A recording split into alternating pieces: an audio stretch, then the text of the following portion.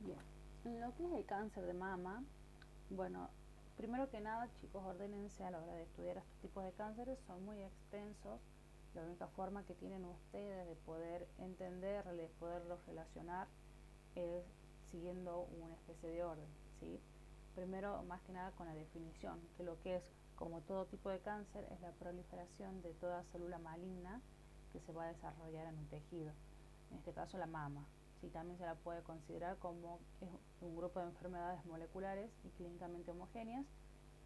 Y esta definición nos dice que hay tumores que pueden presentar mejor o peor pronóstico, como tenemos en esta parte, que tenemos los de peor pronóstico, los ductales infiltrantes de alto grado, los lobulillares infiltrantes de alto grado, y tenemos de mejor pronóstico los adenoides quísticos y los metaplásicos de bajo grado, ¿sí?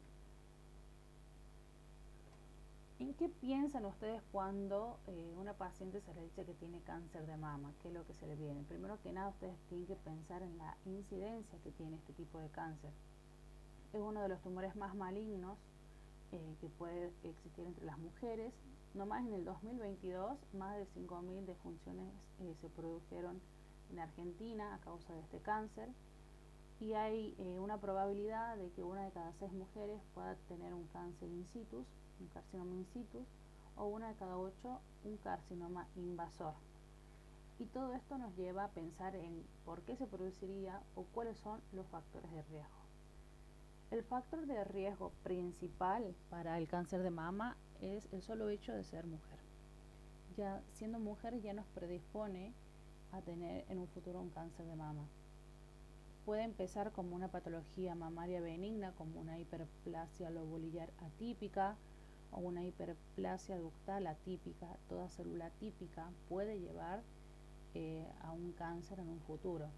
La edad más de 40 años, el índice de masa corporal mayor a 29, y acá estamos hablando de obesidad, los malos hábitos como el tabaquismo, el sedentarismo, el alcohol, ingesta alta de grasas, el inicio de menarca y menopausia. Si es más precoz, tiene una menarca precoz y una menopausia tardía, son factores de riesgo. La densidad mamaria, la terapia hormonal de reemplazo, historia familiar, factores de riesgo genético, como lo que es el BRCA1 y BRCA2. ¿Sí? Hoy en día la terapia hormonal de reemplazo podría considerarse o no un factor de riesgo, pero los últimos avances han tenido como mucho beneficio en cuanto a ya no producir cáncer de mama, así que bueno, en un futuro seguramente ya se dejará de ser un factor de riesgo. Y bueno, además de todo esto, que si bien lo tienen que saber, también es importante pensar en la paciente como un ser físico y psicosocial, ¿sí? En la parte de psicosocial es importante que nosotros como profesionales de la salud comprendamos y entendamos a la paciente desde su forma psíquica, porque diagnosticar un cáncer para nosotros en el día a día puede ser rutinario, pero para cada paciente es una noticia que puede llegar a ser muy fuerte. Entonces, acompañar a la paciente, poder garantizarle a ella seguridad, poder brindarle a ella apoyo, ver si tiene familiares que están con ella, personas que la acompañen, porque por lo general es muy difícil para un paciente, y esto hablando en forma general, seguir un tratamiento cuando se siente solo, cuando se siente deprimido. Entonces, eso ayuda muchísimo, aunque no lo parezca, aunque en los libros no salga, chicos. Así que eso es fundamental también.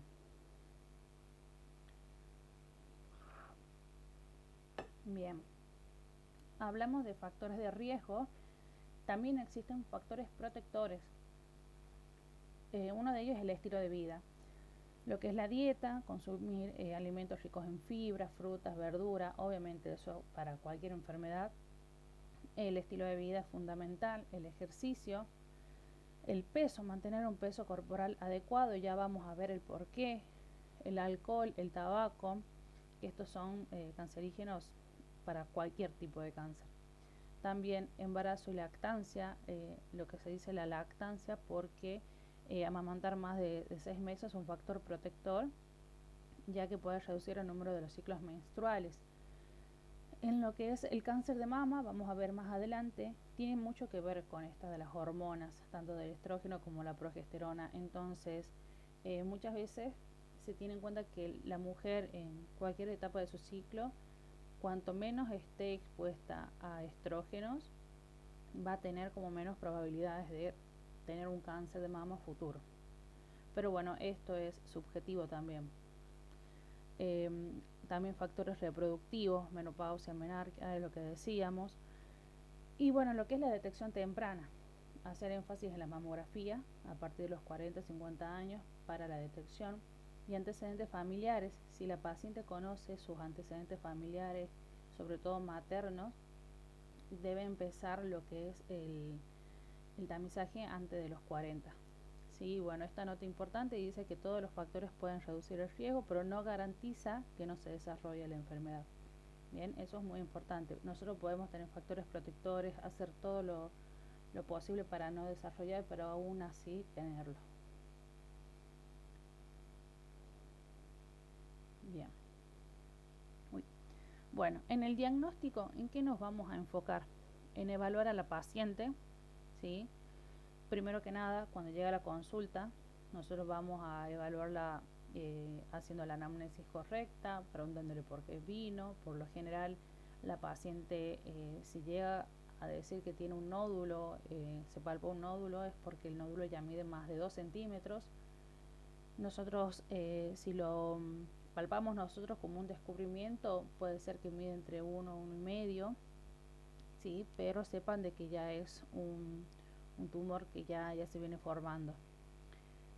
Por eso es que toda paciente que llega a consultorio de ginecología no se puede ir sin una palpación de mama. Ustedes obviamente tienen que explicarle a la paciente el por qué le van a hacer eso, no directamente decir acuéstese y tocarle las mamas, porque eso ya es muy invasivo y puede ser muy chocante para la paciente, ¿sí? Entonces sean un poco más empáticos con eso. Y la otra es que cuando se presume que hay un cáncer de mama, el abordaje de la paciente suele incluir lo que es la confirmación del diagnóstico, la evaluación del estadio de la enfermedad, la selección del tratamiento, ¿sí? Estos son los 3 pasos que vamos a seguir cuando nosotros sospechamos de un tumor. Para el diagnóstico de cáncer de mama se utilizan las siguientes pruebas y procedimientos, lo que es la mamografía, la eco y las imágenes por resonancia. Y también, obviamente, la biopsia. Se puede utilizar otro tipo de técnicas que ya la vamos a ver. Dice que los objetivos de los estudios por imágenes en el cáncer de mama es porque hay una detección precoz del cáncer, que es el tamizaje o screening, la caracterización de las lesiones sospechosas como diagnóstico diferencial entre benignas y malignas, y la evaluación de la extensión local y región del cáncer confirmado. También nos puede servir como guía para los procedimientos de intervención, como las biopsias, los marcadores prequirúrgicos, todo eso. Y también como un seguimiento post-tratamiento, ¿sí? Para ver si el cáncer ya involucionó, si genera metástasis o si hay alguna otra complicación.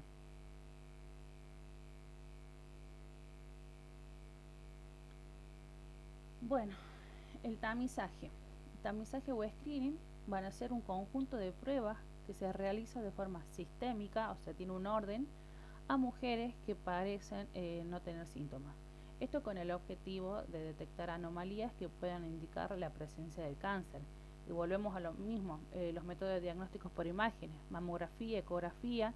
Esto nos va a dar lo que son las BIRADS y la resonancia magnética, que es un método de confirmación diagnóstica y de seguimiento terapéutico. El método clínico, esto es lo que le decía, la paciente llega a la consulta por palparse un bulto en la mama, que esto es por el autoexamen de mama, y nosotros como examinadores nos va a tocar hacer la semiología mamaria, que es la anamnesis más el examen físico, como ya lo habíamos mencionado. En la mamografía lo que es un estudio de primera línea en el tamizaje y el diagnóstico del cáncer.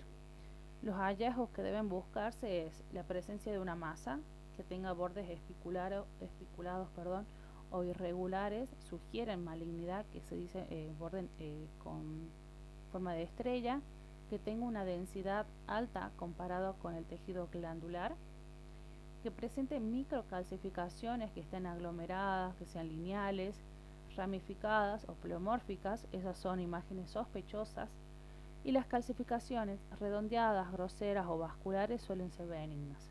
Esto es lo que hablábamos en el teórico con la DOC. Muchas veces las pacientes, cuando ya son añosas, suelen presentar calcificaciones un poco más toscas, por así decirlo, y eso es normal, ¿sí? Por el endurecimiento de las mismas, acorde a la edad, obviamente. Lo que es también la distorsión arquitectónica, cuando hay una retracción del parénquima sin masa definida, puede representar un carcinoma infiltrante o una cicatriz radial. Las asimetrías focales persistentes sospechan una lesión oculta. Cambios cutáneos, engrosamientos, retracción o edema, signo de carcinoma inflamatorio, ¿sí? Ojo con eso. Compromiso del complejo areola-pezón si presenta una retracción o una asimetría con la otra mama. Calcificaciones en trayecto de cicatriz o ganglios axilares, ¿sí? Que estos son sugerentes de metástasis. Y acá vemos que en las mamografías nosotros hacemos dos proyecciones más frecuentemente. Tenemos la proyección cráneo-caudal, que se lee CC, que es como podemos ver acá, que es la mama que está aplanada de arriba hacia abajo. En cambio, la oblicuo-media lateral es la mama que se va a aplanar desde los costados, ¿sí? Estas proyecciones nos sirven para tener obviamente mejor visión de si hay presencia de alguna malignidad. Acá tenemos otro tipo, ven, que se pone la mama de arriba hacia abajo, laterales, y estos son los mamógrafos. Mamógrafos hay como colores, así que no viene al caso, hay de todo tipo de mamógrafos. Y acá tenemos los famosos BIRAT, ¿sí? Que tenemos el BIRAT 0, que es no concluyente, o sea, son imágenes que no fueron suficientes, entonces se vuelve a hacer. Tenemos un BIRAT 1, que nos dice que hay una mama normal, un BIRAT 2, que son hallazgos benignos, no cancerosos, ya el 3 ya es probablemente benigno, los 4 ya son anormalidades sospechosas y se va a considerar una biopsia. El 5 ya sugiere un hallazgo maligno y el 6 ya son las lesiones malignas ya demostradas, o sea, es un cáncer que ya se diagnosticó, pero que la paciente se vuelve a hacer una mamografía para seguimiento, para control, entonces se los clasifica así. Lo que es la densidad mamaria, esta es la clasificación de ACR que utiliza la Asociación de Radiología, ¿sí? Las mamas tipo A dice que están compuestas casi en su totalidad por grasa. Este tipo de mamas son muy frecuentes encontrarlos en las adolescentes. Las tipo B hay zonas dispersas de densidad fibroglandular, hay mayor densidad en algunas zonas de la mama, pero mayor parte del tejido mamario está compuesto por grasa. Ya las tipo C ya son más heterogéneamente densas, puede haber una que otra zona de tejido graso, pero ya son más densas, ¿sí? Ya pasando a las tipo D son mamas que son extremadamente densas, lo que indica que casi todo su tejido mamario va a estar compuesto por tejido fibroglandular y que va a tener poca grasa. Todo esto nos ayuda a tener una idea de las probabilidades que tiene esa paciente de padecer o no. Obviamente que las mamas tipo D van a ser más propensas a poder tener en un futuro lo que es el cáncer, así que a este tipo de mujeres nosotros les vamos a decir que trate de hacerse los estudios seguidos. Acá tenemos el ejemplo, ven que no tiene componente fibroglandular, es más grasa. Acá ya empieza a crecer glándula, ven, y acá como está deformada, ya no tiene casi nada de grasa. Esto es una mama seguramente de una persona ya mayor, ¿ve? Y puede presentar lo que es retracción, que puede ser normal o no. La ecografía mamaria es complementaria a la mamografía, sobre todo en lo que son las mujeres jóvenes, en las mamas densas y para guía de procedimientos.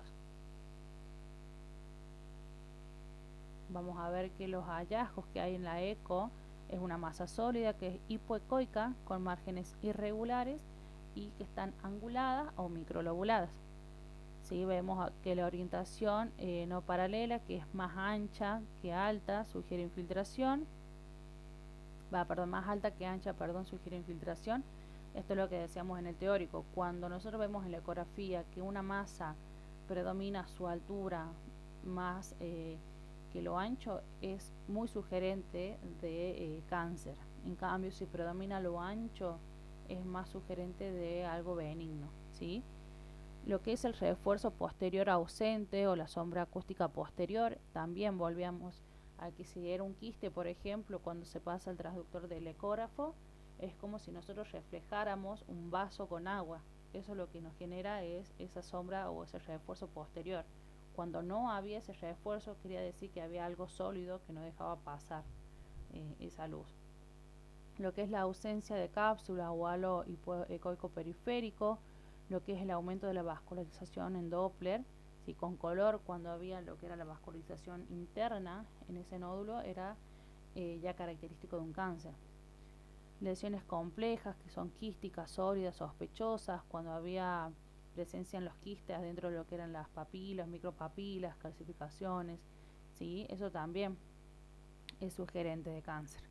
Invasión de piel o músculo pectoral, lo que son los ganglios axilares sospechosos, que están, los corticales están engrosados, tienen forma redondeada, lo que es la ausencia del hilio graso, ¿sí?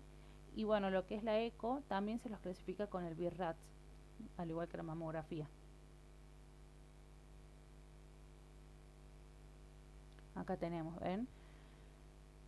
Un quiste sólido, un tumor sólido que es hipoecoico. Esto es un quiste, ven cómo se forma esta luz, como si fuese que están alumbrando un vaso de agua, y acá no.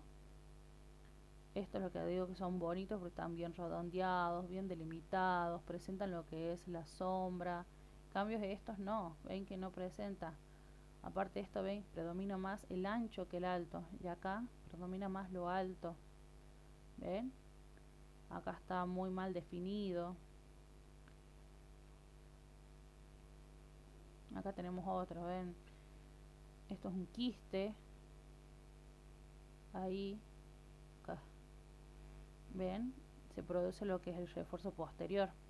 Y acá lo que nos está diciendo es lugar donde está ubicado ese quiste, esa alteración. No sé si ven que es un quiste y que no produce lo que es la sombra. Entonces esto sería un poco más sugerente también de malignidad, pero bueno, habría que evaluarlo.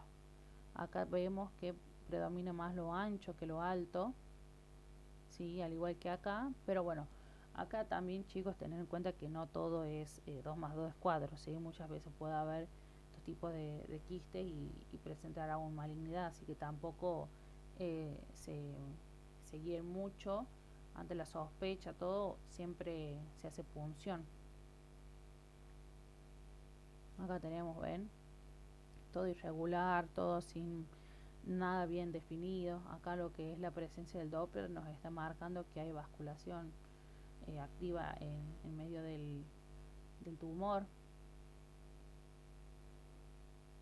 Y acá les hice como este cuadrito para que tengan en cuenta cuando son feos, tienen sombra posterior, tienen un aspecto hipoecoico, los espiculados, bordes irregulares, grueso, el halo ecogénico, microlobulaciones, que es más alto que ancho, tienen microcalcificaciones y vascularización, son feos, ¿sí? Como les digo, la sombra posterior muchas veces ven esta, y esto vemos que es sugerente de malignidad. En cambio, lo que es el refuerzo es esto. Bien. Cuando son bonitos ya es forma más lobulada, más grande, el eje transverso predomina antes que el superior. isoecoica o ligeramente hipoecoica, tiene buena transmisión del sonido, o sea que esto es lo que decíamos, cuando se pone, por ejemplo, un quiste va a pasar esta ecogenidad a través del quiste porque está lleno de líquido, entonces se va a ver esa luz, ¿sí? Y tenemos las sombras laterales que son finas.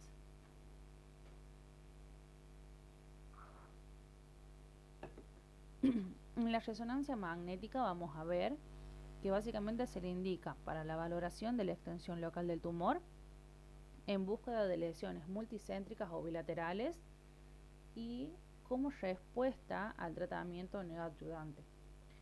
También para detección en mujeres de alto riesgo genético en los BRCA1-2 y para diferenciar recidiva tumoral versus la fibrosis posquirúrgica. ¿Sí? Todo esto, y también se utiliza, bueno, no sale ahí, pero en el caso de las mujeres que tengan prótesis mamarias, se utiliza la resonancia magnética, ¿sí? Para control y todo eso. Se puede hacer lo que es la mamografía en una persona, una mujer que tiene implantes mamarios, sí. Se puede hacer, hay una maniobra donde el radiólogo va a masajear un poco la mama, la va a estirar y va a desprender lo que es esta prótesis de la piel para que pueda caer lo que es la glándula hacia lo que es el mamógrafo y la cápsula del implante queda pegada al pectoral, ¿sí? En los hallazgos que deben buscarse en la resonancia es una masa real con realce rápido y un lavado precoz tras el contraste, ¿sí? Lo que son los márgenes espiculados, básicamente lo mismo que en las imágenes de la mamografía. Bien, lo que es el compromiso plano del pectoral o de la piel, lo que es la afección de la mama contralateral o de los ganglios, y se evalúa la extensión ductal, ¿sí? O sea, sirve para ver las metástasis también.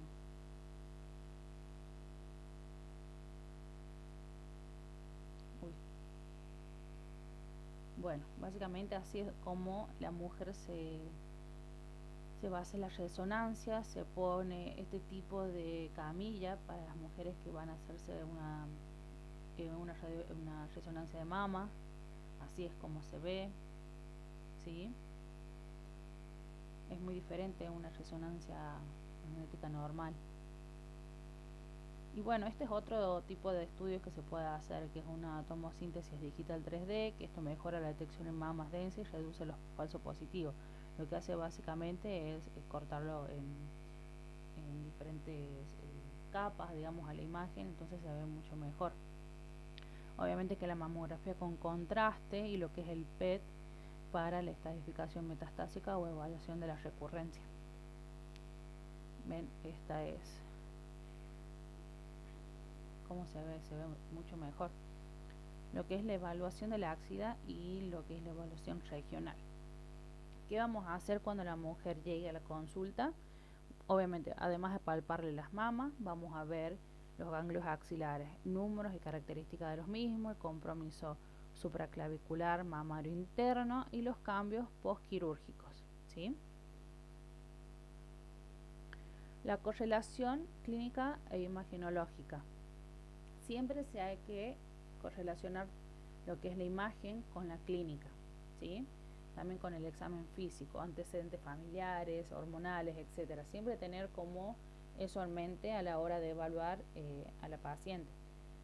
Lesiones sospechosas deben biopsiarse bajo la guía de la imagen, lo que es la discordancia radiopatológica se repite o se amplía el estudio. Si la paciente ya consultó, se hizo la mamografía, la eco y todos los estudios, ¿qué va a pasar después? ¿Qué sigue? Si la paciente llega, ya se hizo todos los estudios y se vio que tiene una masa que, por ejemplo, puede ser que sea más benigna, ustedes la van a dejar ir. Y bueno, la verdad que yo, teniendo en cuenta si es una persona añosa o mayor, de 40 años, que tenga antecedentes de cáncer, por más que la imagen me muestre algo benigno, sí o sí, dependiendo del contexto, se punza o no, ¿sí? Todo lo que es este tipo de tratamientos tengan en cuenta que no es todo por igual, siempre se evalúa el contexto de la mujer.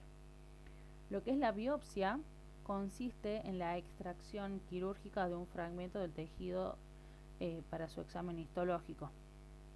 Bien, ¿qué va a pasar acá? Supongamos que la paciente llegó y presenta un nódulo en el cuadrante superior izquierdo de 3 centímetros, supongamos, ¿no? Directamente lo que se puede hacer es sacar ese tumor y hacer que lo biopsien. Se le lleva a la paciente a lo que es el quirófano, se le va a inyectar, así como ven acá, se le inyecta lo que es un líquido, que es el contraste, que es el azul patente, se va a inyectar a través de los conductos.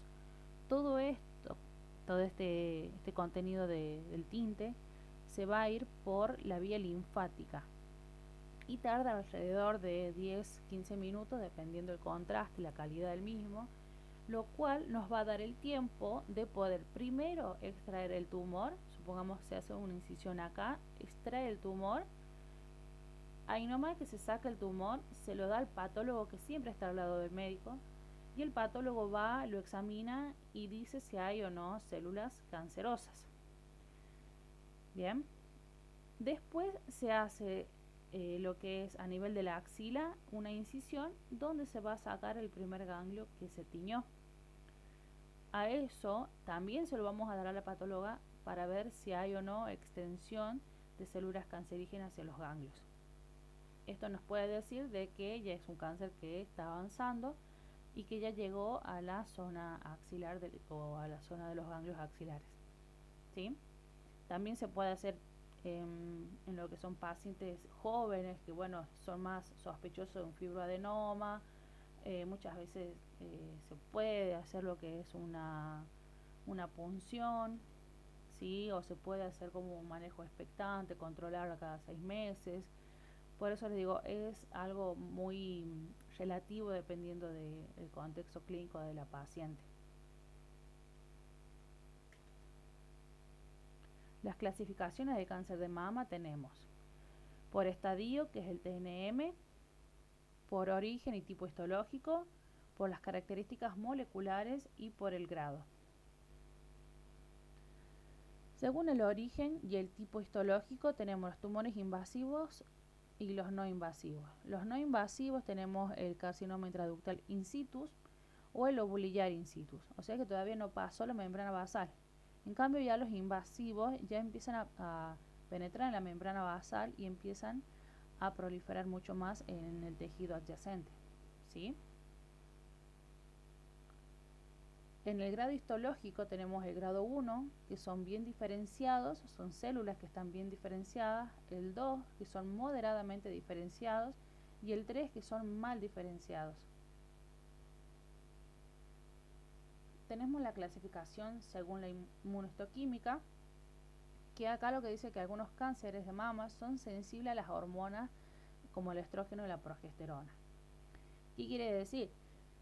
Nosotros tenemos receptores de hormonas.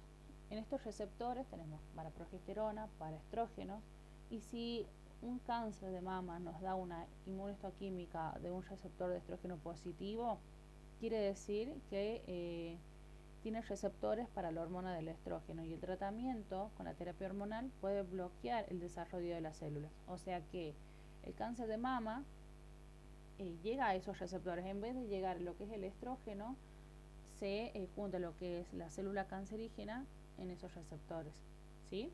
En vez de tener al estrógeno mismo.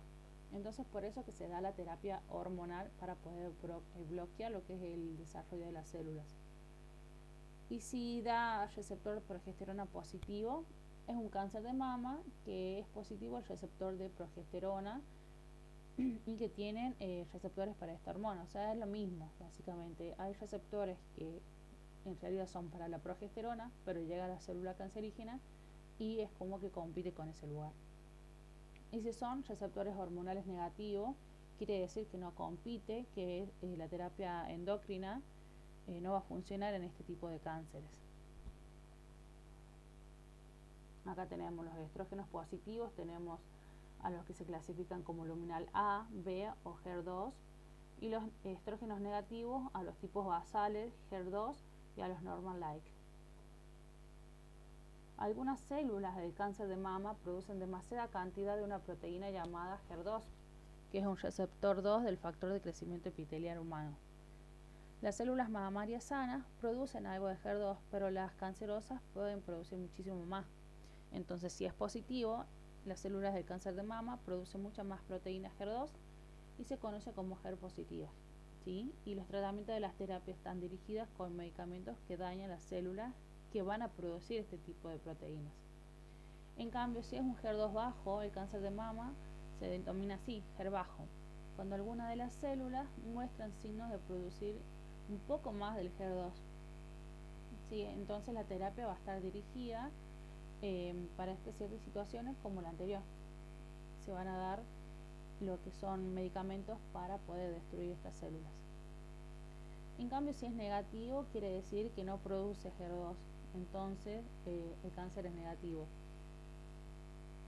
Y acá tenemos otra clasificación según la inmunohistoquímica, que es el Ki67. El Ki67 es un marcador de proliferación, ¿sí? Una proteína que está presente en el núcleo de las células que se están dividiendo de forma activa. Esto es lo que indica un crecimiento de estas células. Cuando hay un alto índice de Ki67, significa que una mayor cantidad de células tumorales están en fase de división, lo que indica una tasa de crecimiento más rápida. El pronóstico y el tratamiento dice que este marcador ayuda a los médicos a estimar qué tan agresivo es el tumor y planificar el tratamiento. Si es alto, es un tumor agresivo, y si es bajo, se asocia a tumores de crecimiento lento, así que es de mejor respuesta al tratamiento. Lo que son las consideraciones importantes no es un factor único, sino que es el resultado de todos los factores que venimos viendo, ¿sí? Se tiene que sumar lo que son los receptores hormonales, lo que es el HER2, el estadio del tumor, ¿sí? Todo esto es un complemento, es como que uno va sumando y va sumando, y al final de la suma el resultado va a ser un tipo de cáncer que puede ser muy diferente de una mujer a otra, ¿sí? Pueden variar. Esto es lo que dice la variabilidad. La medición del Ki67 presenta variaciones entre laboratorios e incluso de diferentes partes del mismo tumor, por lo que no es una cifra absolutamente definitiva. Y el lanzamiento de la estratificación se utiliza para ayudar a clasificar y guiar la terapia, ¿sí? Entonces, acá vamos a ver un poco de resumen de todo. Tenemos que los cánceres de mama, entonces como subtipo vamos a tener al luminal A, que va a tener receptores de estrógenos positivos, o puede tener receptores de progesterona positivos, y lo que es un HER2 negativo. Entonces quiere decir que es meramente hormonal, ¿sí? Es el más común y menos agresivo, tiene buen pronóstico.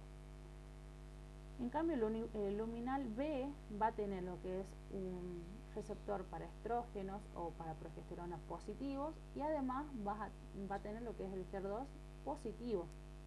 Va a ser parecido, o sea, va a tener el componente hormonal y de la proteína, ¿sí? Pero tiene un poco menos de respuesta al tratamiento. Bien, por eso dice que tiene peor resultado que el tipo luminal A. Ya el basal, ya vemos que no tiene receptores para hormonas, tampoco tiene para lo que es el HER2, sí va a tener para lo que es la CK o para este tipo de marcadores que son más agresivos. Estos son los que se llaman triple negativo, ¿sí? ¿Por qué? Porque son de alto grado histológico, tienen un índice mitótico, tiene riesgo en las edades menores, o sea, esto se da frecuentemente en las mujeres premenopáusicas. Entonces, cuanto más joven de el cáncer de mama una mujer, es como muy sospechoso de este tipo de cáncer, ¿sí? Y acá tenemos que pueden ser el HER2, bueno, esto como decíamos, que no tenía receptores para ninguna de las dos hormonas, pero sí para el HER2. Bien, al revés que el luminal A.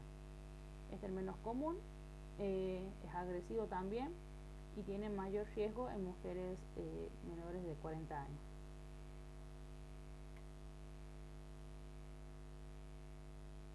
Y acá tenemos otro tipo de clasificación, que básicamente lo mismo, es lo que decíamos acá, el triple negativo.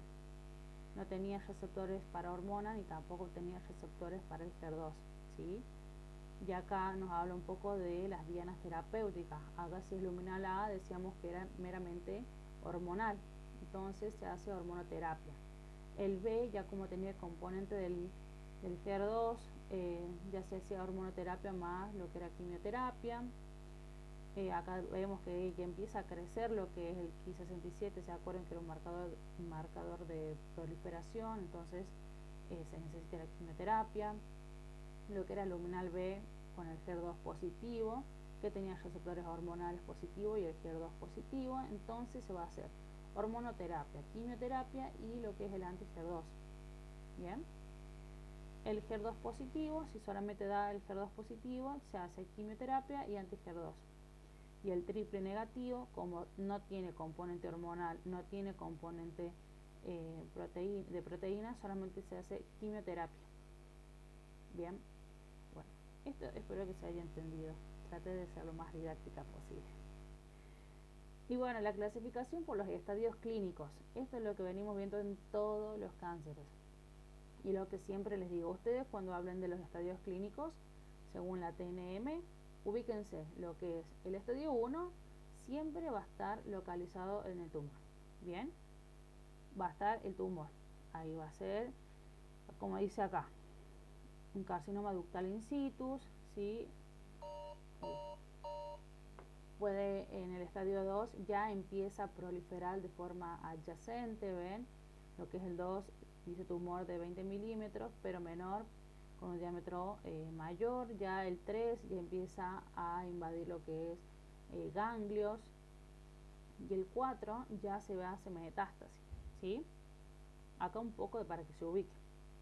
De ahí sí tienen subclasificaciones con más o menos tamaño, que invaden un poco más o un poco menos, pero en base a eso ustedes se pueden ir guiando. Según los estadios, acá tenemos el estadio 0, que es el carcinoma in situ, el 1, que es el tumor que mide más o menos 2 centímetros y no se ha diseminado fuera de la mama, es lo que decíamos recién. El estadio 2 incluye cualquiera de los siguientes que tenga más de 2 centímetros. Ven, es como el estadio 1 está localizado el tumor en el órgano. El estadio 2 ya puede estar en el órgano y afectando ganglios, puede estar midiendo un poco más, que se va extendiendo ya en el grado 3 y empieza a avanzar, y acá y empieza a invadir mucho más tejido, empieza a extenderse, y acá es donde empiezan las subclasificaciones, llegando a lo que es el estadio 4, que es el tumor a distancia, o sea, la metástasis. Sepan cuáles son las vías de diseminación, que el cáncer de mama se considera una enfermedad sistémica porque se disemina de forma muy rápida. Entonces tenemos la diseminación intramamaria, como decíamos acá, en los estadios, ¿sí? Intramamaria se va extendiendo, se va haciendo más grande y va invadiendo tejido adyacente. Vía de diseminación linfática, como decíamos, cuando hacíamos el tipo de cirugía para sacar el tumor, se inyecta lo que es el líquido del azul patente